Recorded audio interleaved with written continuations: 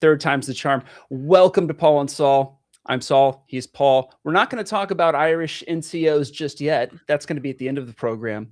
Or beet juice. We're not talking about that either. No, I need to know, how is your beet juice situation? It was good. John Solomon told me to try it. I tried it. I liked it. I'm going to drink the rest of the jar over the next couple of days. Oh, I think that I'm going to have to do that as well, because Abby really wants me to do more heart healthy things. And so I am aging rapidly in place. But before I age too much, let's get to the intro. Hit the music. How about right now?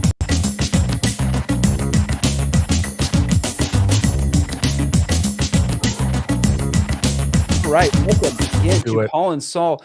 Paul Schoberg hiding down there next to the beach, drone shot. But while he's hiding down there, I want to tell you a little bit about our sponsor for today's show. That's Niceville Family Dental. Niceville Family Dental, the best place in all of Niceville and possibly even Florida to get your teeth checked out. They do a bunch of different services. They're great people to know and to have around, especially when you have dental emergencies like your boy does sometimes. Stuff be chipping. Anyway, first things first, let's talk a little Eastern Lake. You may have heard about this story in the past week or so, and that's because a bunch of people were not thrilled with the idea of adding parking spaces and beach infrastructure and beach vending to this little spot right here, Eastern Lake down there on, I would say, like southeastern Walton County, definitely on the eastern side of 30A. But what you need to know basically is the county commission said, we're not going to do this, because a bunch of people showed up and very, I would say passionately said, we're not doing this. Paul, is this the people's victory, or is this maybe just pressure? Well, listen, this is always a fun one, right? So,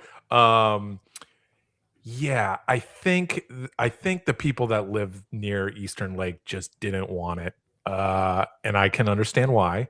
They paid millions upon millions of dollars to have this nice lake view and live close to the beach, and they don't really want to share that with a bunch of riffraff and us, people selling things. I mean, I think at that section you're allowed to go hang out at. It's not a big deal, but like the idea of like adding infrastructure and overly encouraging it. So these people were wise. They were loud. They screamed about the environment, which I don't know how many of them really care about the environment. But when your issues are aligned, you go with it. So yeah. I mean, I guess the other thing I'll say about this is like, okay, like the government listened. Yeah. I mean, I can't remember who said it, but I think it was supposed to be an inspirational quote that, it's that anthropologist, the woman that says, like, don't stop believing that small groups can change the world, because indeed they're the only people that ever have. I think that was more about like doing like good. But yeah, so the Eastern Lake people, looks like they got their win. And I'm sure it was about the environment. Sure. Sure. So good. Hey, I'm not going to hate. They got what they wanted. They showed up. The people that show up make the rules. It's amazing when the environment's needs and high net worth are all in alignment. I couldn't have said it better myself. Unless I said like it's about the environment and it got really close to win. Wink. So anyway, big up and big win to them. County Commission, I don't want to say straight up folded, but they did. Anyway, moving on to another beach, Destin. A little bit of, and I don't know, this could be potentially make everybody angry, some people angry. The County Commission is putting together the idea of maybe possibly charging for parking at the beaches down there, Okaloosa Island, Destin, as a way to reduce the amount of people that are showing up there. It would just be for people that don't have an Okaloosa County driver's license. So you and I were safe from the parking fees. How are they going to police that? I just work here. I think that this sounds like something that gets people hired. If I'm being perfectly honest, this sounds like a meter maid parking program. Sure. Listen, nobody likes paying for parking. Absolutely nobody. But I will be fully honest. There are times where I will go to the Henderson Beach State Park and pay the $6 because I assume there's going to be less people there than other parts of Destin and other parts of the beach. So paid parking can be a good idea, but I mean, nobody really likes paying for it. And you're right. Like this is just going to create some weird jobs and some angry people with fines and all that kind of stuff. Oh, And I'm sure we'll show up on Reddit or somewhere else about how terrible of a place we are. Well, it is kind of what it is, but I for one love a good parking fine. Kind of reduces the amount of people that are showing up. You can have, I guess, some parking spaces done, but I wish they would put their minds into how to make the beaches more accessible by walking or mass transit than building more parking lots, because there's just not a ton of room down there to deal with all this stuff. Well, especially where this drone shot's what, Holiday Island. So like, yeah, that place doesn't want a lot of traffic coming into a dead end and turning around. So really pretty though. Anyway, moving on to, I think, my personal favorite story that I've written so far this year. I know it's been a short year, but did a bit on Catholic Schools Week here in Okaloosa County, but also Niceville. Now, hang on, I'm gonna move you up here. There we go. Come on, Christopher. There it is.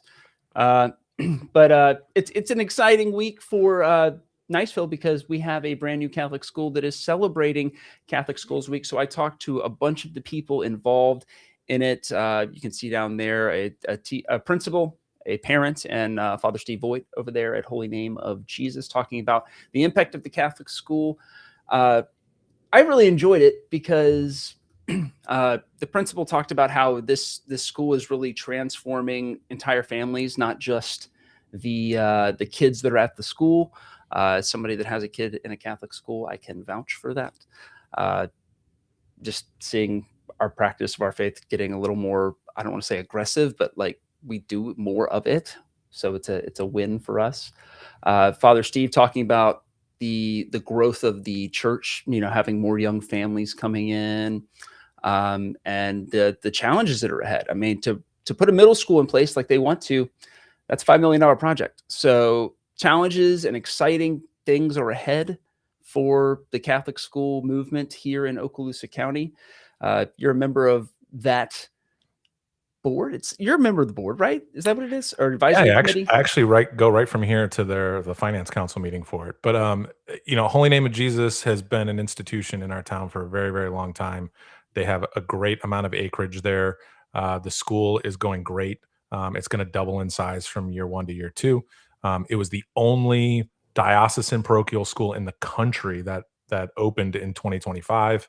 And Niceville has done nothing but support it. Like I said, it's going to 2x. It's going to grow in its second year. And yeah, luckily there's acreage there to build more buildings and to help more kids, come to the faith. So, and the other thing I wanted to ask, because I have heard 17 different things, right? Is that it's going to grow this way or that way or the other way. What are the plans for next year that you can reveal? What grades are we going to? Definitely going to move up to 4th, probably not 5th. Okay. But we'll see. It really just depends on the numbers, and there's different building projects going on to try to relieve some of the pressure from the growth. Yeah, I kind of warned them about this. I said, year 1, you're going to feel bootstrapped and, that your hair's on fire. And then year 2, it's going to get worse because it's going to double in size. And that's exactly what happened. Well, good problem to have, right? Better than the alternative. So that's what we got today. But coming up next after this short advertisement, as the British like to say, we're talking to Dan Pace, a Niceville author who has put out a new book. He's a former Special Forces guy, so naturally he wrote a kid's book, right? Makes tons of sense. I love it. I think that's like when people kind of like make you twist your head because you're expecting like, oh, this is going to be a novel about X, Y, or Z, and then they like throw you a left hook. I love that. Anyway, right back after this. Niceville Family Dental, a great institution in Northwest Florida, especially if you need healthcare, oral healthcare. Check them out as soon as you can. Niceville Family Dental is where you should get your teeth cleaned and other things as well. Well, anyway, bringing back this, Dan Pace is joining us now. Can we see him? Is he going to come on? There he is. There's Dan. Hey, Dan. I've just hidden Paul, but that's fine. Welcome to the show, Dan. How are you doing today, man? I'm good. I'm doing real good. Got the sweater Hawaiian shirt combo that I think really describes this January in the Northwest Florida. Like in Florida, you get a little Hawaiian, but you got that sweater because what the hell? Why is it cold enough that I turn on my sprinklers? It is very cold. I'm a huge fan. I think your accoutrement is top notch, and that's why we brought you on. Is basically kind of like we want to talk about your book, but really it's about the fashion. Fashion consultant. It makes sense. I mean, I'm a natural fit for fashion consultant. You know, you talk about SF, author, fashion consultant will be the natural third leg of that tripod. 100%. And it's so important to have diversity in your skill set, I think. I think that my wife would describe my wine shirt not as diversity of a skill set, but as a tragic failing of some developmental step. So I don't know. I feel that that's short-sighted. I think that having that diversity and skill set really brings more to the other two skill sets, right? Because like as an author, having the special forces background gives you like the salty word combos and the experiences, and the fashion design thing over there, right? Allows you to like draw a mental picture for people, right? And I feel like that's really the key to it, right? Just like being in fashion design, like, can you really design a shirt without having fired like a 50 caliber machine gun? I would argue no, but I'm biased, right? I'm biased. Yeah, for sure. Although honestly, sorry, Paul, go ahead. No, I want to ask you a serious question, not talk about your shirt forever. So let's get around to it, man. This man has served our country. Thank you so much. A lot of us are called to serve, others are not. Christopher and I were not. So thank you for heeding that call and going to do that. For the rest of us who either couldn't or wimped out along the way, whichever one it was. Thank you for that. Super excited about your kids' books. Could you, like, my first question to you would be, I've watched like Dave Ramsey put out a series of books for kids about money management. Jocko Willing put out his books to kind of like counteract Diary of the Wimpy Kid that was put out there. I would love to hear about your children's books and what was the main draw for you wanting to write them. So the first two kids' books I wrote with my daughter. Actually, she was little. She had a really fertile imagination, and the deal as a dad, you're always trying to figure out what can I do with my daughter that's fun, that we both enjoy, because maybe our interests don't always overlap 100%. But helping her turn those stories into books and then publish them was, one, very informative in terms of learning how to self-publish, which is, I think you guys all know, like a totally different world than the actual writing process. But two, it was just a really fun way to spend time with her. And then as we got into those two books, and then I really wrote the third one myself. That's the one, The Whale and the Kraken, that's just coming out now. It got to a lot of what you're talking about. Like, I see what my kids read. I read to my kids. I see the books they consume. I don't know about y'all's kids, but when my kids read certain books, they'll start to act out the things that they read in those books, and it'll stain them for a while in some cases. Like there's some things they'll read and then all of a sudden become more odious for the week afterward, just because of whatever characteristics they picked up in those books. Calvin and Hobbes, for example, is one of the, I love Calvin and Hobbes, but every time my kids pick up Calvin and Hobbes, we get a rash of just insolence in the house and disgruntledness about schoolwork. You're like, okay, got it. So, well, how do I create a book that's, one, entertaining and awesome and doesn't suck to read, which to me as a parent is important because I hate reading books that are terrible to my kids, but two, that leaves them ideally coming away with a lesson that's a little better than what they walked in with, instead of the opposite. And that's kind of what I hope to do. I really wanted my book to be, inspirational to them, to really teach them to, kind of look past preconceptions, to kind of take people as one-offs and really judge them based on their actions and not any kind of, stereotype or thing that you feel like you're supposed to think about people. Like, look past all that. Just look at the person. Think about who the person is. And I think that's an important lesson. And so that, and make it entertaining. And also, I like to doodle a lot, so provide some kind of useful outlet for me doodling all over all the paper in our house. We're kind of the trifecta that it brought together to produce the book. So I guess my favorite thing about the book is that it doesn't provide total resolution to all problems in the book, right? Like The Whale and the Kraken, their people don't get along. And at the beginning of the book, they don't get along. And without giving too much away, at the end, they don't get along. They're not like, hunky-dory and everybody runs off, and The Whale and the Kraken peoples are just fantastically friends again. How did you decide that's what needed to happen in this book? It's like a two-parter. One, I like the idea of taking care of your own lawn. Like I really personally believe in the idea that the best way that I can make the world better is by controlling the things that I can control, just as myself. Like, okay, if I take care of this, I model the behavior which I wish to see, in my neighborhood and in my city and around the globe. Then hopefully that kind of little ink blot approach to making the world a little better actually works. And so I thought, well, I'd like my kids to understand that you can't fix the world necessarily, but you can fix yourself and you can fix the area around you. And by doing so, you can make the world better. And that kind of led me to just the second part, which was just creatively. I'm like, all right, what would happen if a whale and crag became friends? Like whales eat giant squid. That's their food. So, I mean, you're not going to get around that. And so you don't want to make it just ridiculous, because if your kids are like mine, they'll just shoot holes in it. Like the whale's not going to become a vegetarian or just start eating tuna fish. And so how would that play out? And that kind of led me to just the conclusion that I drew. Like, yeah, well, these two are friends and they get along well, but their people don't really get along. And, maybe in 1,000 years they will, but for the moment, they're just kind of doing the best they can and getting together and having a little fun, in spite of the fact that, they kind of genetically hate each other. And so like my mental model as I'm reading this, right? I'm reading this thinking about like your time in the military. And I know this is going to come as a shock to some of the people watching this, but people don't always get along. And that seems to be an issue that involves military might every once in a while. And I would always think about like you, like in Iraq or Afghanistan with people, speaking Pashto or speaking Arabic, and you guys have totally different like worldviews that you're raised in, societies you're raised in. And then like you making like a friend with a guy named like, like Abdul, right? Like that you might never see again, but like you guys came to an understanding like, hey, we got to work together. We can be buddies, even though our societies aren't. Is that, I guess I'm drawing a whole thing into this, but did your military background kind of play a background into this?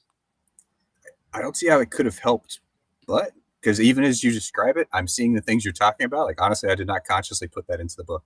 I did not, but when you describe it that way, like there were 100 times when I'm working culturally with people who I think are frankly kind of horrible. Like a lot of the things you do are really bad. I have a really hard time with them, but we have to work together. We have to work together every day and we have to get along well enough. And if you want to extrapolate from that, I think most people in their personal lives have that kind of same interaction. Like you work with people all the time who personally you disagree with very seriously on many issues. But does that mean we can't get along? Does that mean we can't work together in some capacity to be good neighbors? We don't have to probably hate each other just because we disagree on things. We can actually disagree and get along just fine, because most of those issues don't matter in our day-to-day life. Certainly most of our issues are less important than the idea that I tend to eat you, right? Like I do not consume my neighbors, and therefore most of the problems we have to resolve are less than that, I think. I mean, I don't know, maybe your relationship with your neighbors is different, but look, me, sure Bernard and I, it's on site. All right. And it goes back to the fact that his yard looks better than mine. I take that personally. Yeah. So. And therefore he's going to end up in your freezer, like just straight Jeffrey Dahmer. You're going to eat him, but you put it on hold every day in the name of just some humanity and civilization. State can't prove it, and police can't come on my property without a warrant. That's all I'm going to say. There we go. You're a Florida man, Chris. Deep at heart, Florida man. So Dan, the other question I have for you is, obviously I think people have preconceived notions what special forces folks and tier 1 folks are like. And, children's book author or just author in general, or someone with creative juices doesn't necessarily match up with what people think when they think of special forces. Can you talk a little bit about like kind of breaking that stereotype and, maybe even some other people in the community that you've run into and what surprising, things or interests that they might have?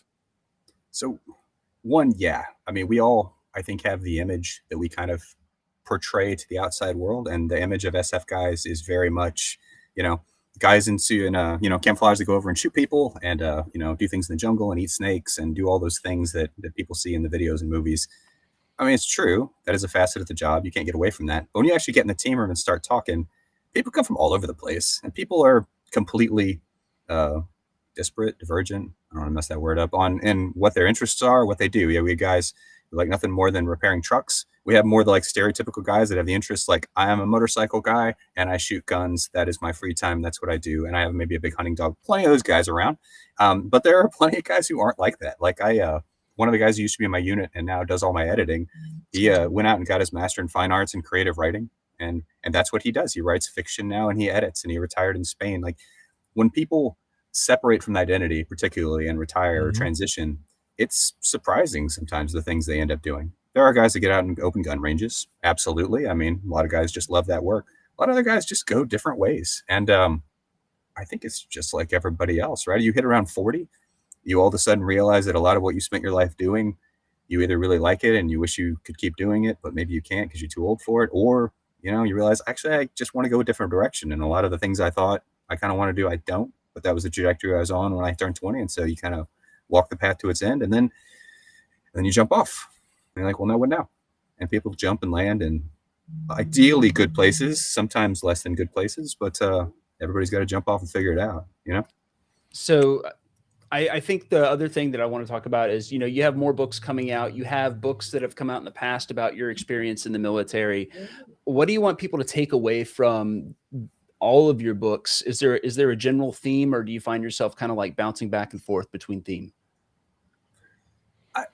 This is a weird one, right? Because unfortunately, the audience and themes between the two sets of books, military, nonfiction, narrative nonfiction, and children's books, are often completely dissimilar. So from an advertising point of view, it's really horrible trying to advertise to both children's, book consumers and military nonfiction consumers. So I don't recommend that to anyone. But now fair take. it's a bad market. It's a bad population to advertise to. But to me, it's really kind of divergent. Like, the one has a lot more to do with like values day to day, what I want, my kids to read, what I want my kids to grow up with. And the other really is about understanding what my generation did at war. I mean, the wars in Iraq and Afghanistan are over. The GWAT has ended. You could argue maybe it's continuing a little bit, but it's done. And so what did that all mean? And so the ability to translate what that meant, at least to me, and hopefully broadly to what it meant to my generation, is important to me. Like, I really want people to understand what happened, why it happened, and what it means now, and what people can take away from it. And so there's probably a little bleed over to the kids' books, right? Those lessons, to your point earlier, probably those lessons naturally bleed into that. I don't know how I could avoid, but they're at least different in my head when I'm putting them on paper, if that makes sense. Right on. Well, Dan Pace, thank you so much for being here with us. If you want to be on the outro and dance with us, let me know now. This is your opportunity to get out of it. I'm really a bad dancer. I don't think I should have it. I should not We're dance. horrible. We're horrible at it, but we enjoy it anyway. Did you watch the intro? It's so bad. But people won't buy my book if they see exactly how bad a dancer I am. Like, you understand? Like, it's like you'd throw up in your mouth if you saw it. So I think I'm just going to let y'all steal the thunder on that one, and I'll go out without the dancing. Right off to the sunset.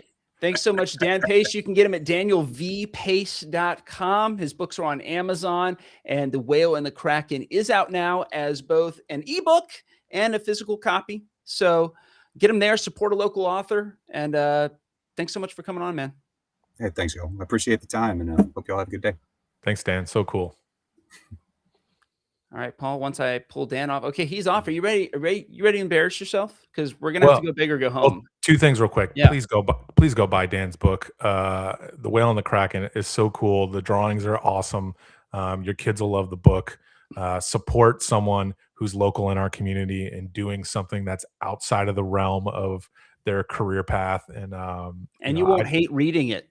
Yeah. Because it's a kid's book, but it's also got like, like in a Disney movie when like they make like a joke that's for adults. Yeah. It's that. Yeah. It's good. Support Dan and buy the book. Definitely buy it in hardcover. If you want a Kindle version too, go do that as well. But Porque no los dos. Yeah, why not have both? Exactly. All right. Be nice, Niceville. We'll see you next week. Peace.